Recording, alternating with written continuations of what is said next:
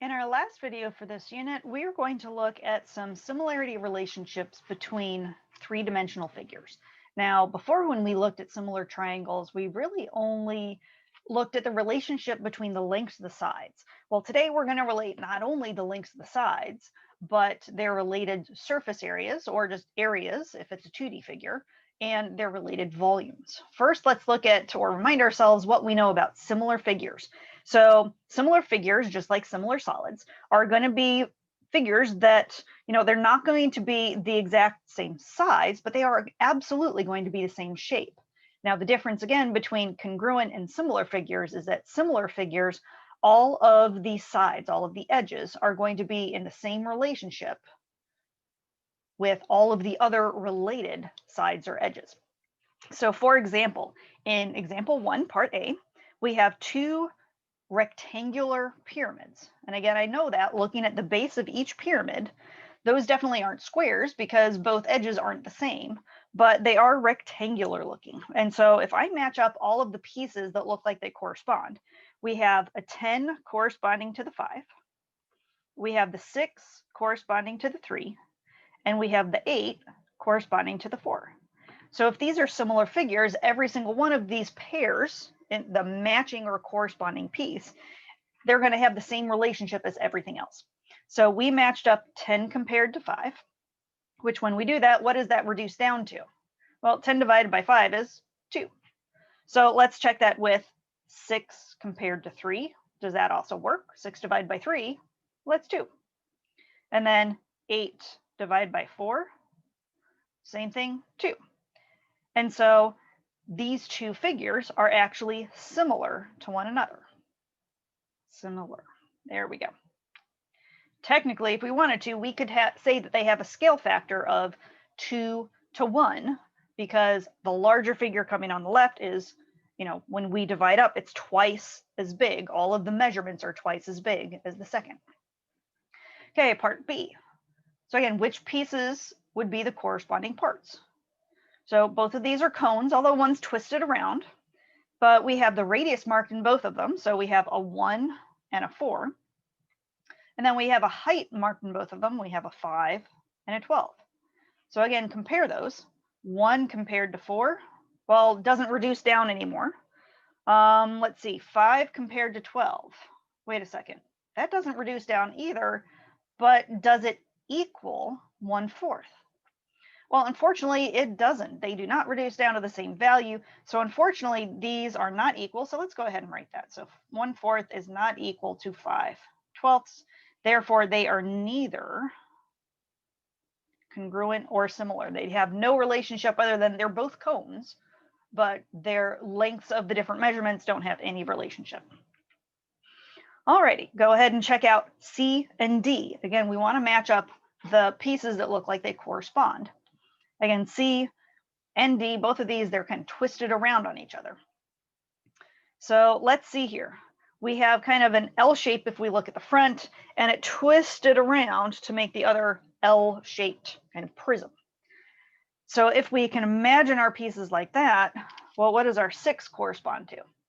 Well, matches up with 6 again if we think about it being twisted around. So in that vein, kind of the top section, well, that's matching up with the 2. So our 2's match up, but wait a second, they're exactly equal. Is that matching up with all the rest of the dimensions? So let's see, we have a 7 on this piece, which matches 7 on here again. They're labeling it in a different place just to make it a little easier to see, but the 7's match up. And then we have a remaining 2, which is kind of leftover height on just that little jog. Wait a second, all the pieces are equal. So what do you think the relationship is? Yeah, these are actually congruent solids. So these are congruent. Alrighty, and then our last one for D, what do you think is going on? Again, helps to identify which pieces you have and how these maybe are twisted around. I have 2 figures, and both of them kind of have this rectangle, but it looks like it got tilted up on its side. I have a 4 here, which I could match up with the 4 on the other side of the rectangle. So I have a 4x5 rectangle on one, and I have a 4, again, same thing, another 4x5 rectangle. So that piece matches up. And then what about the distance between the two bases? Well, both of those are 8. And so in fact, everything matches up on this one again. And so we have congruent figures yet again. Alrighty. So the second piece we need to look at is similarity. And this is going to change when we have area and volume. So before we go back up to the top and kind of fill in our property, let's actually do a sample problem and see what kind of info comes out. So we're going to look at 2 square cubes. So everything is the same length on each edge. So cube A is 4 on all the dimensions. So 4 by 4 by 4. Cube B is 8 inches on all dimensions. So 8 by 8 by 8. So at first glance, what do you think the relationship is between the 2 cubes? Well, if we look at this a little bit more formally, we actually write out that ratio. Well, the ratio of sides A to B, again, all your sides in cube A are 4. All the sides in cube B are 8. What can we reduce that down to? And again, if it helps, go ahead and write it as a fraction, because that's fine.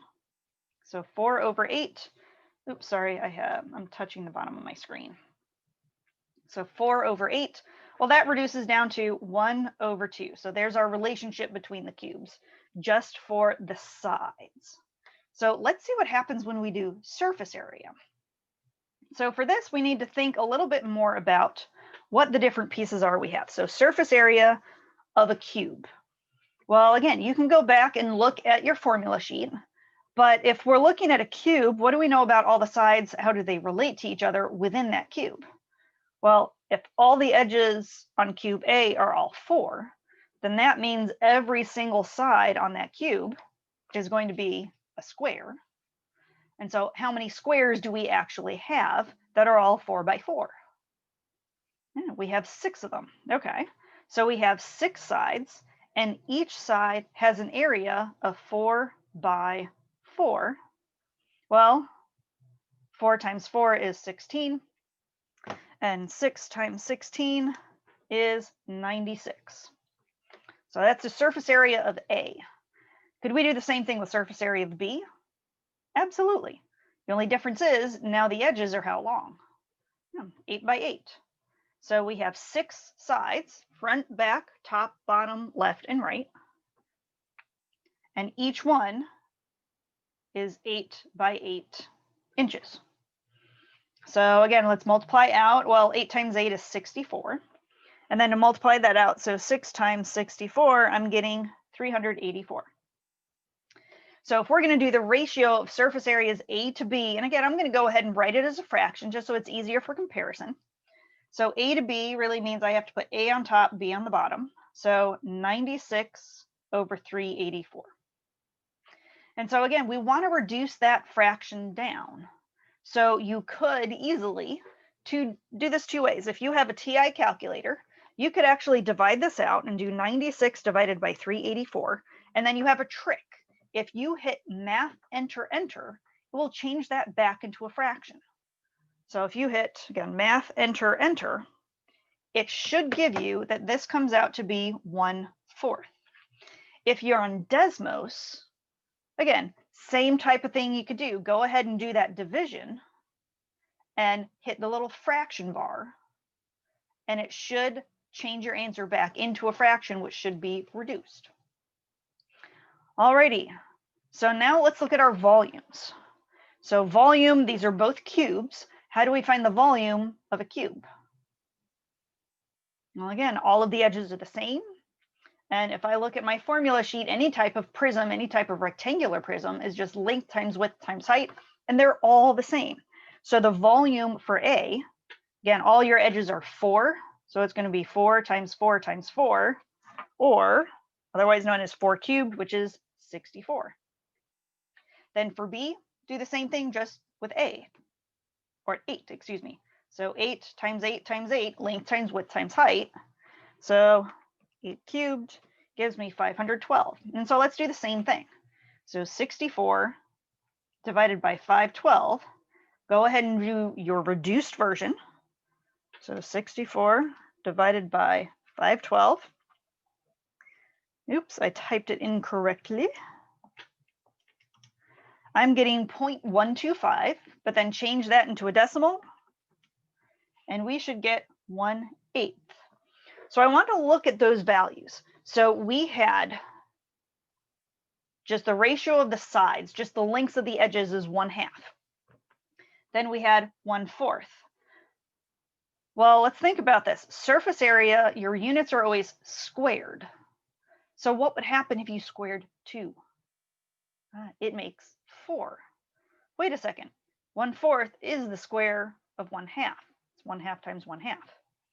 And then does that work to get up to 1/8? For our volume, we have 8 inches that we cubed.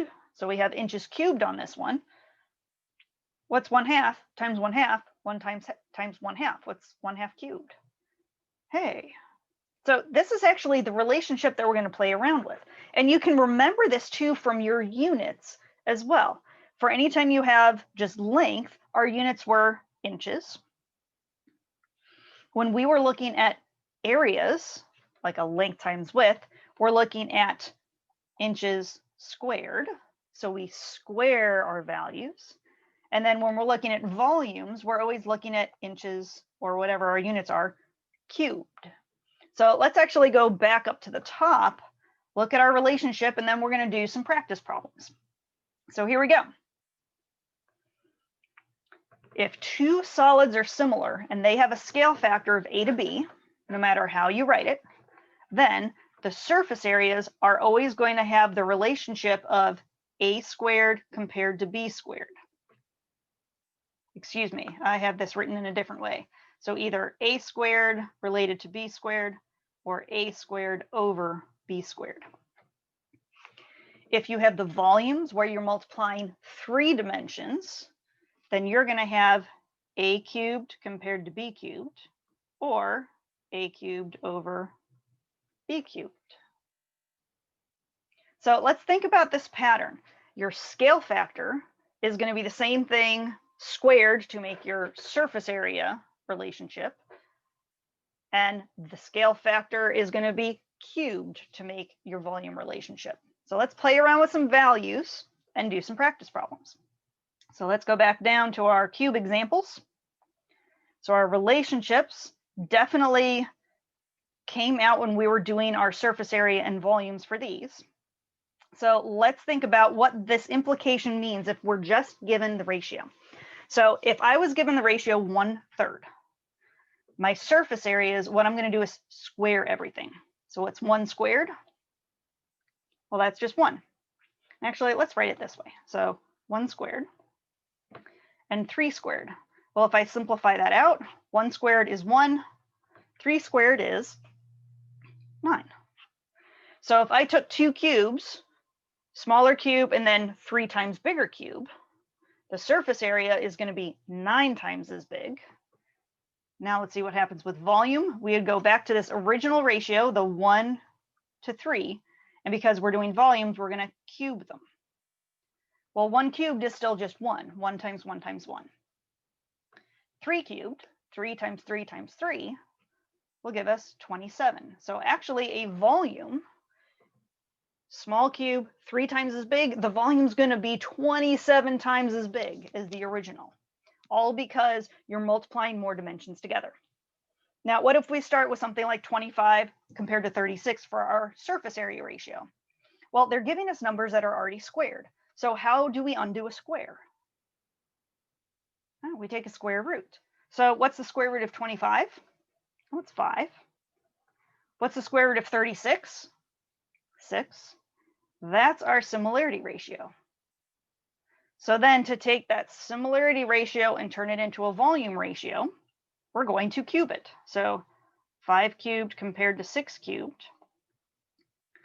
And again, I don't expect you to have these values memorized, although the more you do, you're going to see you start remembering these numbers a little bit.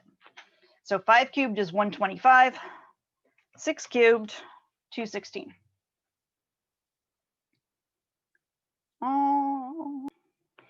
Alrighty, so in each scenario, if we look at the fractions we looked at so far, every single one of them is reduced down. And that's what we did with our cubes in our example as well.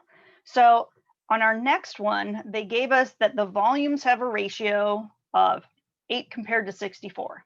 Can I reduce that down at all? How many times does 8 go into 64? 8 times. So I'm actually going to rewrite this as 1 compared to 8, and then use that to figure out my relationships. Now, here's the thing. We always want to go back and do the scale factor or the similarity ratio with just the sides before we do anything else. So we need to go backwards from cubing. Well, just like we do a square root to undo a square, to undo a cube, we have to do a cube root. So I need to take the cube root of 1 and compare that to the cube root of 8. Now, you probably have not talked a whole lot about doing cube roots, but again, if you're using a TI calculator, go under the math menu and you can find a little 3 with a square root. If you're on Desmos, then that should be one of the options. If you open up your keyboard, look for the one that has the square root, but it has a space to write something extra right above it. So either one of those you could use to figure out your cube roots. You could also think of it in terms of, what do I have to multiply 3 times to get each value? Well, to get a 1, I'm just multiplying 1 over and over again, so he comes down to 1. And then the value that I have to multiply by itself 3 times to make an 8, well, that's 2 times 2 times 2. So that's my similarity ratio. Now I can take that and turn it into the surface area ratio by doing 1 squared compared to 2 squared, which turns into 1 compared to 4. And lo and behold, those are actually the same values that we did in our cube example, weren't they? Yeah. Alrighty. So next one, decimals. We're going to follow the same procedure. So we have 1.5 compared to 2.1. So all I'm going to do is square both the values to make my surface area ratio. And again, it's going to give me decimals on here, which is fine. So 1.5 squared gives me 2.25. And 2.1 squared gives me 4.41. And so again, to get my volume ratio, I can't go right from that surface area ratio. I have to go back to the original. So 1.5 compared to 2.1, but I'm cubing both values to make that volume relationship. So again, just plugging in 1.5 raised to the third power gives me 3.375. 2.1 raised to the third power gives me 9.261. Not the prettiest of numbers, but still allows us to figure out the relationship. So moral of the story is, if you're given two numbers like x and y, to make the ratio of the surface areas, you're always going to square it. Excuse me, that's a y. And to make the relationship between the volumes, you're going to cube it. And again, always going back to the original problem to figure out what you're going to square or what you're going to cube. So let's do 4 examples together. And then if you need some more examples, I'm going to post a second video with a few more that you can check out. Alrighty. Example 4, solid A is similar to solid B. The ratio of the height of solid A to the height of solid B is 7 compared to 3. Find the ratio of the volumes. So they said that our surface area, or our, excuse me, not our surface area, our heights had the relationship 7 compared to 3. And I'm going to go ahead and write it as a fraction, which is just fine. And so that's like putting it in the first column of the chart. That's our original relationship. It's just talking about lengths of segments. So it wants us to not do surface area. It wants us to jump over to the volume column, which means what do we have to do to each term? We've got to cube them. So we're going to take 7 cubed and 3 cubed and just see what those values are. So 7 cubed gives me 343. 3 cubed gives me 27. And it's not a bad idea to think about, well, would we be able to reduce these? Well, if you think about it, in the numerator, we had a bunch of 7s multiplied. In the denominator, we had a bunch of 3s multiplied. 7 and 3 don't have any common factors. So That's our final answer. That's it. Alrighty. So cone A is similar to cone B. The ratio of surface area, so wait a second. So we had 3 columns in the chart. We had our scale factor or a lengths, we had our surface area, and we had our volume. And I like to think of things almost as if I'm putting them into that chart that we did, because it just helps me visualize where I'm at and what am I going to have to do to those numbers. So let's see, the ratio of the surface area of the cone, A to B, so I'm going to keep A on the top, is 16:1. Find the ratio of the radius of cone A to cone B. So that means we're going back to our original relationship. So again, if scale factors are original, surface area, we're always squaring to make our values, and volume, we're always cubing to make our volume or our values. Let's see, I'm going from surface area back to scale factor. What do I have to do to each number? Yeah, just take the square root.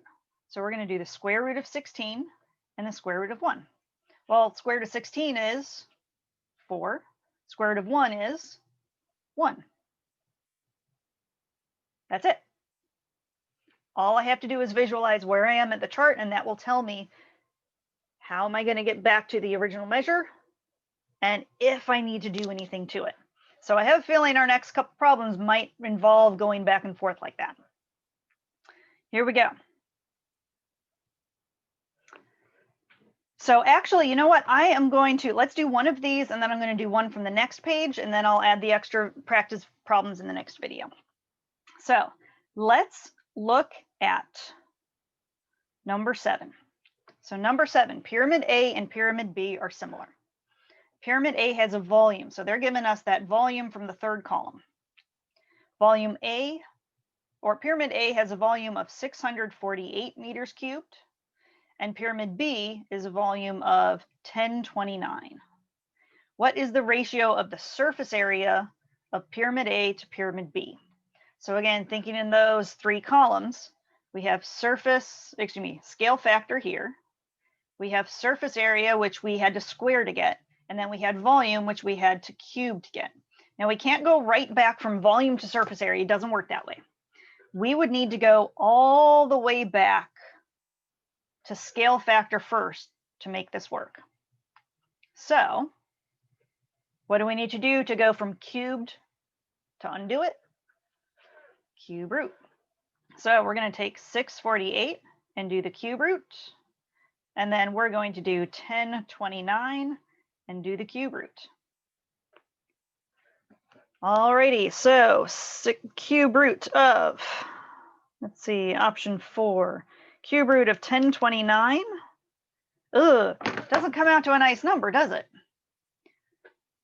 So let's try this. When that happens, here's what we're going to do. So let's take this piece out for the moment. Okay. Let's look at 648 over 1029. That's not a pretty fraction, is it? We didn't try to reduce that down at all, did we? So let's try and reduce it down. So I'm going to do 648 divided by 1029. So again, I get kind of a big, long decimal on here. So I want to change that back into a fraction. So math, enter, enter, if you're working on one of these. And again, hit the little fraction icon if you're working on a Desmos calculator. So this actually simplified out to 216 over 343. So instead of taking the cube root of our original, let's try taking the cube root of this 216 guy. So we're going to take this, and we're going to go over here and take the cube root of both terms. So cube root of 216 and cube root of 343. And so when you plug those in, you should get cube root of 216 is actually 6. Cube root of 343 is 7. And if you need to, pause the video, double check that on your own. Okay, so now we know our scale factor ratio, the ratio of any of the lengths in our picture. So to take that and turn it into the the surface area ratio that we're trying to figure out, all we have to do now is square those values. So we're going to do 6 squared over 7 squared. Well, 6 squared is 36. 7 squared is 49. So that's our relationship for our answer that we need to look at. Alrighty, I'm going to go ahead and do one from the second page. So this is where we might need to solve for one of the ratio, or solve for an actual volume of one of these figures. So let's do one of those problems. And again, if you need to see more examples, you can go ahead and watch the second video that I'll have posted. Alrighty, let's take a look at number 10. So the ratio of the surface areas of two similar pyramids is 16 to 9. If the volume of the smaller pyramid is 297, find the volume of the larger pyramid. So again, they're talking about surface areas, but they really want volume. So first we've got to figure out what's the relationship we're really supposed to use. So they gave us surface area, which is squared, and said that relationship is 16 compared to 9. So how do I turn that back into a scale factor relationship? Surface areas are a length times width, they're squared. So I have to take the square root. So my scale factor is really going to be square root of 16 over square root of 9. Well, square root of 16 is 4. Square root of 9 is 3. So then how do I take that? Let's see, so we took this, we did our square root, and we figured out 4/3. So now I need to take that and turn it into a volume ratio, which means what do I need to do to the terms? I need to cube them. So we're going to take 4/3 and we're going to cube each term. So 4 cubed, 4 times 4 times 4, that gives me 64. 3 times 3 times 3, that's 27. So this is really the relationship that we need to know. So I'm going to reread this problem, but substitute this in. So now we know the ratio of the volumes of two figures is 64 to 27. Find the volume of the smaller pyramid, or the volume of the smaller pyramid is 297 cubic centimeters, excuse me. Find the volume of the larger pyramid. So actually, we're going to go back and do this problem just like we did with scale factor and similarity back in our triangle chapter. So we know let me change my color. So we know our relationship that we need to use is really 64 compared to 27.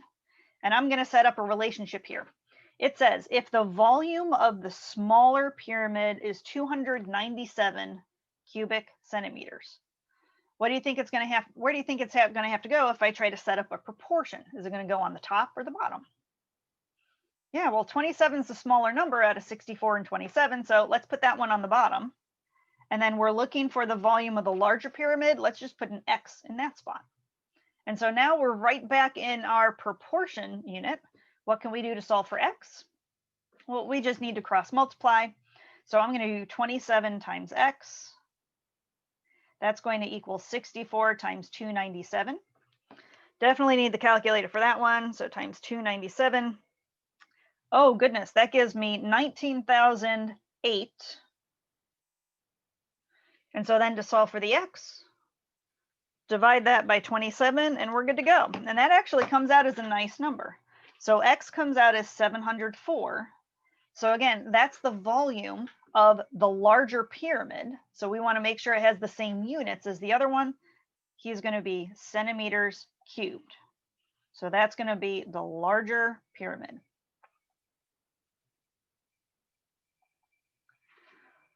Alrighty.